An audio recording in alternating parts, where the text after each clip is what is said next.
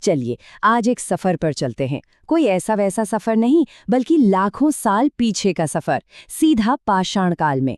ये इंसानियत के इतिहास का वो दौर है जिसने आज की हमारी दुनिया की नींव रखी। तो आइए अपनी जड़ों को जानने की इस यात्रा पर आगे बढ़ते हैं। कभी सोचा है कि जब हमारे पास कुछ भी नहीं था, मतलब कोई टेक्नोलॉजी नहीं, कुछ भी नहीं, तब हमारे पूर्वजों ने सिर्फ पत्थरों के दम पर लाखों साल कैसे निकाल दिए? ये सवाल सुनने में जितना सीधा लगता है ना, इसके जवाब उतने ही कमाल के हैं। चलिए पता लगाते हैं। तो इस पूरे सफर में हम क्या क्या देखने वाले हैं? पहले समझेंगे कि ये पत्थर का युग आखिर था क्या। फिर इसके 3 बड़े पड़ाव देखेंगे: पुरापाषाण, मध्यपाषाण और नवपाषाण काल। और हाँ, आखिर में ये भी जानेंगे कि इस युग की कौन सी चीजें आज भी हमारे साथ हैं।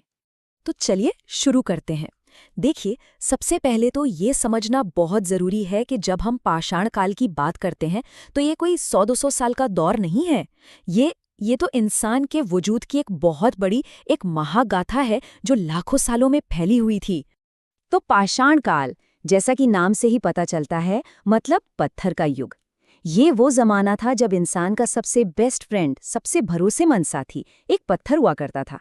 सोचिए, उसी पत्थर से औजार बने, हथियार बने और हमारी सभ्यता की, जिसे कहते हैं ना, पहली ईंच रखी गई। इसकी लंबाई का अंदाजा लगाना भी मुश्किल है। देखिए, इसे 3 हिस्सों में बांटा गया है, ठीक है?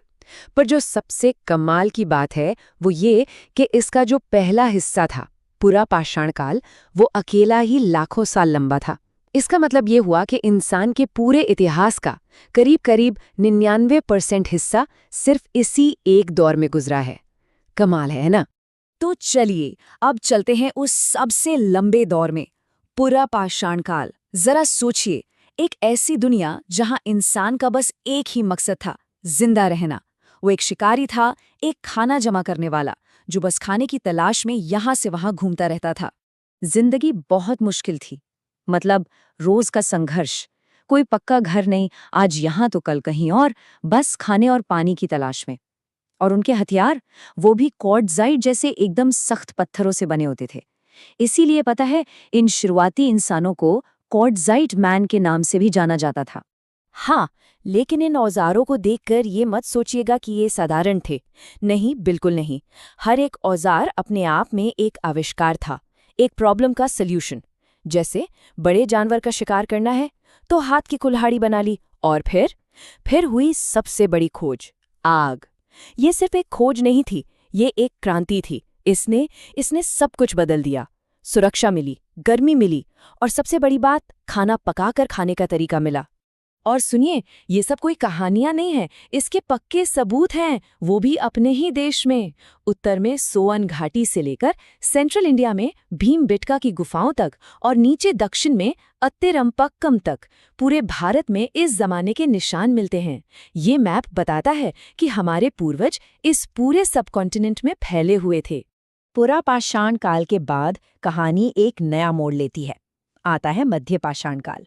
इसे आप एक तरह का ब्रिज समझ सकते हैं, एक पुल जो पुराने शिकारी वाले जीवन को आने वाली खेती की क्रांति से जोड़ रहा था। और इस बड़े बदलाव की सबसे बड़ी वजह, बदलता हुआ मौसम। इस दौर में टेक्नोलॉजी ने एक बड़ी छलांग लगाई, और वो छलांग थी माइक्रोलिथ, मतलब बहुत ही छोटे नन्हे पत्थर के औजार। अब साइज में तो ये छोटे थे, पर काम में बहुत बड़े थे। इन्हें लकड़ी या हड्डी के हैंडल में फिट करके और भी खतरनाक हथियार बनाए जाने लगे, जैसे कि भाले और तीर। अच्छा, सिर्फ टेक्नोलॉजी ही नहीं बदल रही थी, समाज भी बदल रहा था। इंसानों ने पहली बार जानवरों को पालतू बनाना शुरू किया। और जानते हैं पहला साथी कौन बना? कुत्ता। अब लोग पूरी तरह से घुमंतू नहीं थे, बल्कि एक जगह पर थोड़ा ज्यादा टिकने लगे थे।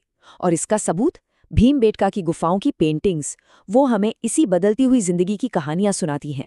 और अब हम आते हैं इंसानियत के इतिहास के सबसे बड़े, सबसे अहम मोड़ पर, नवपाषाण काल। ये सिर्फ एक और नया जमाना नहीं था, ये थी वो क्रांति जिसने हमें हम बनाया। ये थी खेती की क्रांति।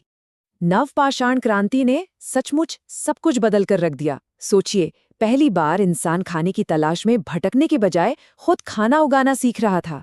ये वो बदलाव था जिसने आज की हमारी इस मॉडर्न दुनिया की नींव डाली। ये पूरी क्रांति 4 बहुत ही सिंपल लेकिन पावरफुल स्टेप्स में हुई। पहला, फसलें उगाना। दूसरा, जानवरों को खेती और दूसरे कामों के लिए पालना।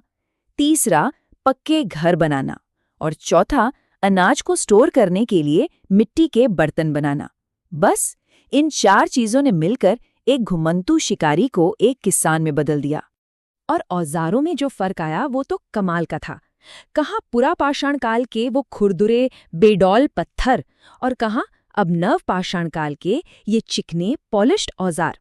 ये सिर्फ दिखने में अच्छे नहीं थे, बल्कि खेती बाड़ी और घर बनाने जैसे कामों के लिए कहीं ज्यादा बेहतर थे, ज्यादा असरदार थे। और इसका एक जीता जागता सबूत देखना है तो हमें मेहरगढ़ को देखना होगा, जो आज के पाकिस्तान में है। यहाँ पर आज से 9000 साल पहले, मतलब 7000 ईसा पूर्व में ही लोग पक्के गांवों में रह रहे थे, खेती कर रहे थे। ये दुनिया के सबसे पुराने खेती करने वाले समुदायों में से एक था।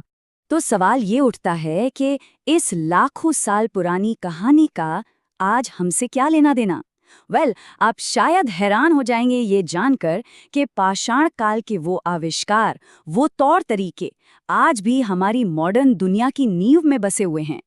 इसी पाषाण काल में हमने सीखा था मुश्किल औजार बनाना, आग को अपना दोस्त बनाना, कला के जरिए अपने दिल की बात कहना, और सबसे जरूरी, अपनी रोटी खुद उगाना। इंसानियत के आज जितनी भी बड़ी बड़ी उपलब्धियां हैं ना, वो सब इन्हीं नींव के पत्थरों पर खड़ी हैं। इस युग की विरासत, इसकी देन आज भी हमारे साथ है, हमारे अंदर है। जैसे नई नई टेक्नोलॉजी से प्रॉब्लम सॉल्व करना, माहौल के हिसाब से खुद को बदल लेना, एक साथ मिलकर काम करना, और बेशक कृषि, जो आज भी पूरी दुनिया का पेट भर रही है। ये सब कुछ उसी जमाने की देन है और आज भी उतना ही जरूरी है। तो आखिर में एक सवाल हमारे सामने खड़ा होता है, अगर हमारे पूर्वज सिर्फ पत्थरों के दम पर जिंदा रहने की इतनी बड़ी बड़ी लड़ाइयां जीत सकते थे, तो आज हमारे पास इतनी टेक्नोलॉजी होने के बावजूद अपनी मुश्किलों से लड़ने के लिए हमें किन नए आविष्कारों,